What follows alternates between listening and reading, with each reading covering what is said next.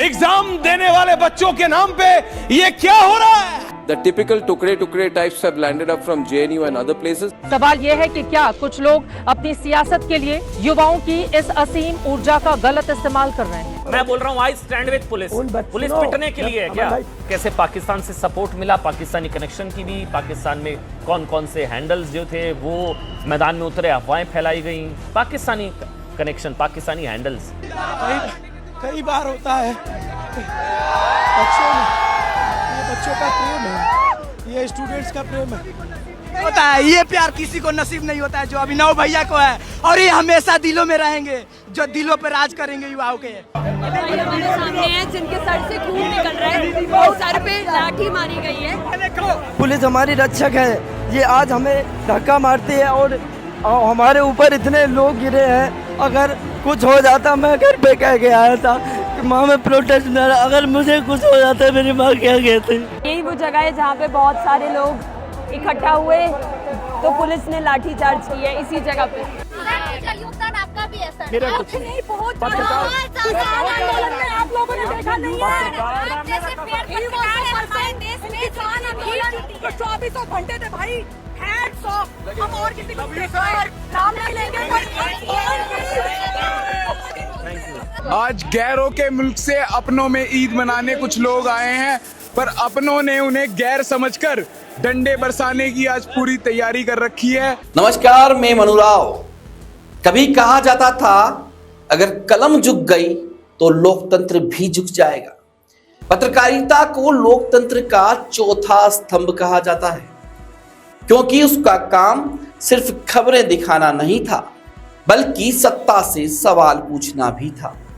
लेकिन आज देश में एक सवाल बार बार उठ रहा है, क्या पत्रकारिता सत्ता के दरबार में खो गई है? क्या मीडिया का एक हिस्सा अब जनता की आवाज नहीं बल्कि सरकार की आवाज बन चुकी है? क्या स्टूडियो में बैठकर यह तय किया जा रहा है कि जनता क्या देखेगी, क्या सोचेगी और किस मुद्दे पर बहस करेगी? यह सवाल किसी एक राजनीतिक दल का नहीं बल्कि लोकतंत्र का है।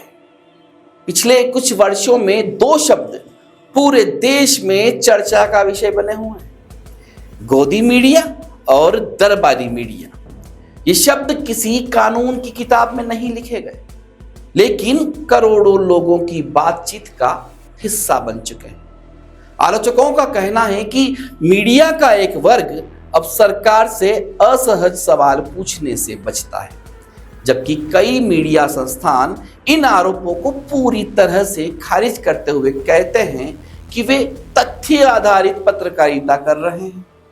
लेकिन सवाल फिर भी वही खड़ा है कि अगर जनता का भरोसा कम हो रहा है तो आखिर क्यों? जब देश में बेरोजगारी पर बहस होनी चाहिए, महंगाई पर सवाल होने चाहिए, शिक्षा, स्वास्थ्य, किसानों और युवाओं की समस्याएं मुख्य खबर बननी चाहिए, तब कई बार स्क्रीन पर सिर्फ राजनीतिक बयानबाजी दिखाई देती है। घंटों की डिबेट, ऊंची आवाजें, एक दूसरे पर आरोप, लेकिन आम आदमी का मुद्दा कहीं पीछे छूट जाता है। और जब ऐसा होता है तो सबसे बड़ा नुकसान किसी सरकार का नहीं बल्कि पत्रकारिता की साख का होता है। शायद यही वजह है कि आज लाखों नहीं करोड़ों लोग मोबाइल उठाकर सोशल मीडिया पर खबरें ढूंढ रहे हैं।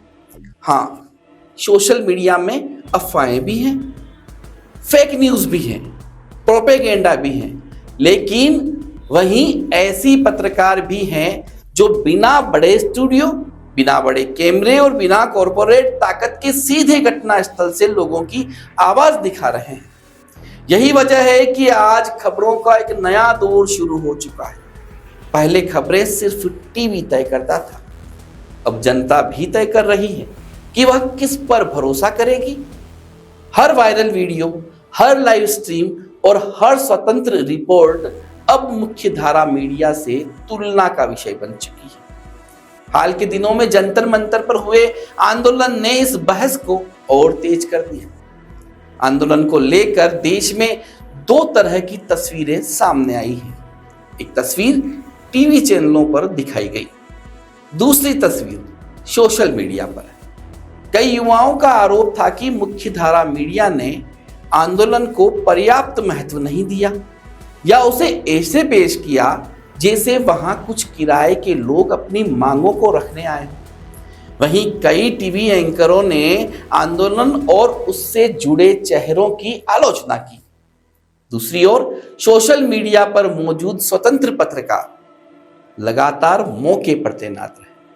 उन्होंने प्रदर्शनकारियों से बात की, उनकी मांगों को सामने रखा और बिना किसी फिल्टर के घटनास्थल की तस्वीरें देश तक पहुंचाई।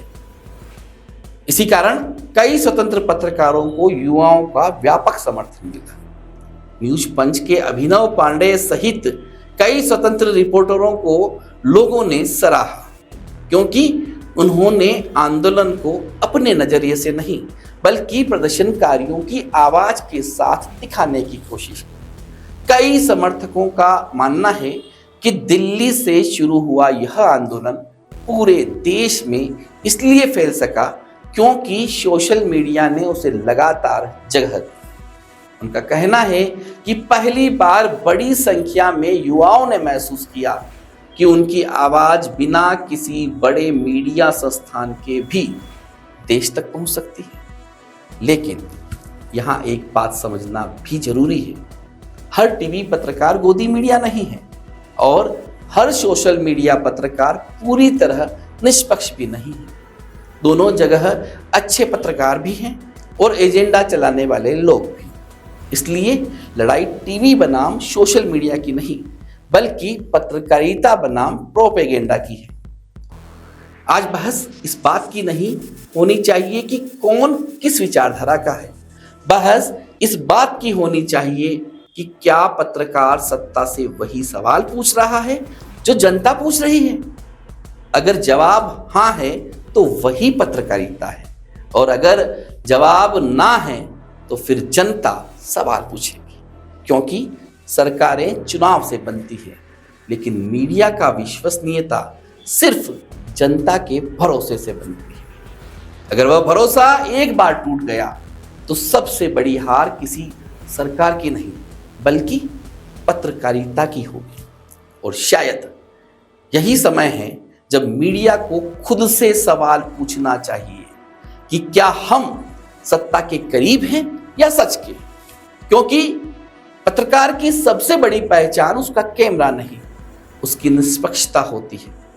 यही वजह है कि अब कई लोगों का मानना है कि पत्रकारिता की विश्वसनीयता और जवाबदेही को लेकर एक बड़े जन आंदोलन की आवश्यकता है।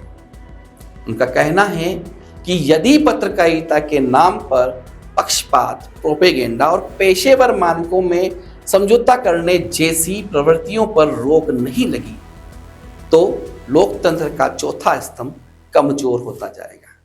जंतर मंतर के आंदोलन के बाद एक नई बहस ने जन्म लिया है।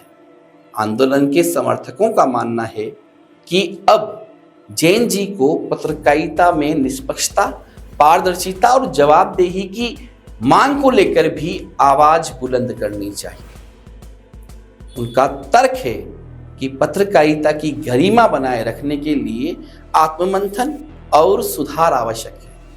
आज खुलकर उन चेहरों पर भी सवाल उठ रहे हैं जिन्हें कभी जनता जनार्दन का हीरो माना जाता था। उन्होंने एक दौर में जो पत्रकारिता की वह किसी परिचय की मोहताज नहीं है, लेकिन आलोचकों का आरोप है कि समय के साथ मेन स्ट्रीम मीडिया का एक हिस्सा सत्ता के अधिक करीब दिखाई देने लगा। दूसरी ओर संबंधित मीडिया संस्थान इन आरोपों को खारिज करते हैं। यही बहस आज पूरे देश में जारी है। आंदोलन के समर्थकों का यह भी मानना है कि जंतर मंतर का यह आंदोलन केवल सरकार तक अपनी बात पहुंचाने तक सीमित नहीं रहा, बल्कि उसने मेन स्ट्रीम मीडिया की भूमिका पर भी नए सवाल खड़े किए। उनका कहना है कि सोशल मीडिया पर सक्रिय स्वतंत्र पत्रकारों ने आंदोलन की आवाज को बिना किसी फिल्टर के लोगों तक पहुंचाया, इसलिए उन्हें युवाओं का भरपूर समर्थन मिला। अब फैसला जनता के हाथ में है। लोकतंत्र में सबसे बड़ी ताकत जनता का विश्वास है।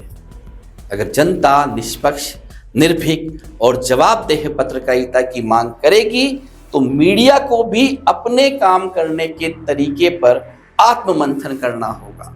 वक्त बदल चुका है, खबरों की दुनिया बदल रही है, दर्शकों की सोच बदल रही है, पत्रकारिता के मूल्यांकन का तरीका बदल रहा है। अब यह जनता तय करेगी कि वह किस पत्रकार और किस मीडिया पर भरोसा करेगी, क्योंकि सरकारें चुनाव से बनती है लेकिन पत्रकारिता का सम्मान सिर्फ जनता के भरोसे से बनता है।